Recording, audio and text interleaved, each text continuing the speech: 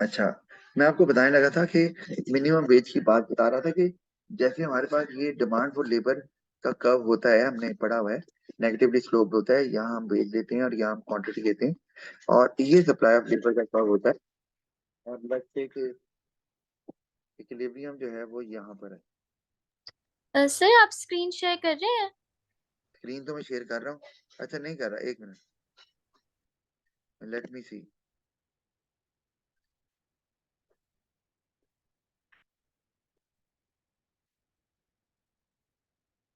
अच्छा, शायद नहीं हुई भी थी। तो ये हमारे पास डिमांड सप्लाई नजर आ रहा है आपको, है ना? आ रहा यस है ना? सर। तो अब ये वेज है, लेकिन गवर्नमेंट को लगता है कि ये एनफ नहीं है फॉर द वर्कर्स। तो डब्ल्यू, ये एक मिनिमम वेज यहाँ पर रख देते हैं, जिसको मैं कहता हूँ WM। WM मतलब मिनिमम वेज। तो अब इससे वेज तो बढ़ गई, फाइन, लेकिन हुआ क्या कि वेज बढ़ने से डिमांड फॉर कर्व में मूवमेंट अलोंग द कर्व हुई है। यहाँ ऐसे ऐसे ही होता है वेज बढ़ने से। तो वो यहाँ पहुंच गई। सप्लाई ऑफ लेबर में मूवमेंट अलोंग द कर्व वहां पर भी हुई है, राइट साइड पे, क्योंकि वर्कर तो काम करने के लिए ज्यादा तैयार हो जाएंगे क्योंकि वेज बढ़ गई है। तो उससे होगा क्या, ये गैप आ जाएगा।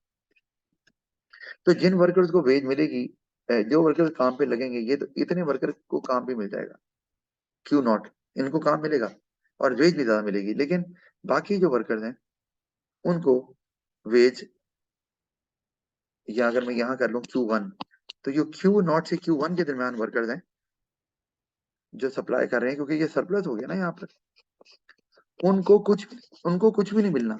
तो वो तो वर्कर कहेंगे भाई यार पहले वाली वेज ही ठीक थी, क्योंकि अब तो नौकरी भी गई, यानी कि जॉब ही नहीं मिल रही।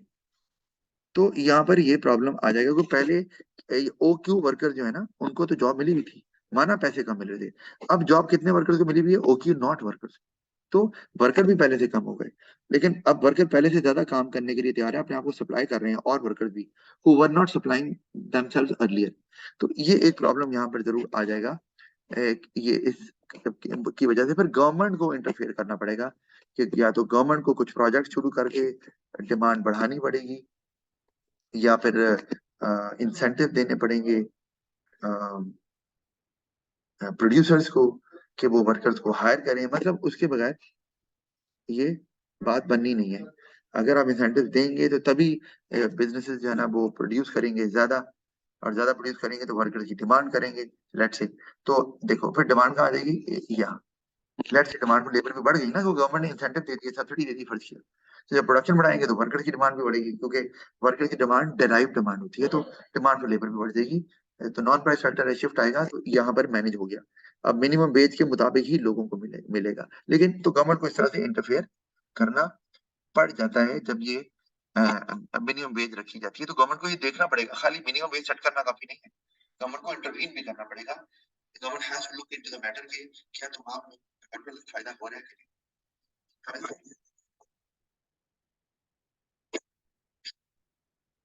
आगे ना, यस सर। तो अब वापस चलते हैं। एक जो हमारा कॉन्सेप्ट ड्रैग है, अ, वो है ये वाला कलेक्टिव बार्गेनिंग। ये हमने इस पर बात की थी वैसे शायद, है ना? जी सर की थी। तो इसका नाम कलेक्टिव इसलिए है क्योंकि ये सारे वर्कर्स के साथ बार्गेनिंग हो रही होती है, नेगोशिएशन हो रही होती है। तो बहरहाल इसको हम चूंकि पढ़ चुके हैं पहले, तो चलें, इसकी जरूरत नहीं है। आगे हमारे पास नेक्स्ट चैप्टर आ गया है, वो हम अब कंटिन्यू नहीं करेंगे। I will send you the worksheets of the two chapters we covered, जो कि यूनिट 3.3 है और यूनिट 3.4 है।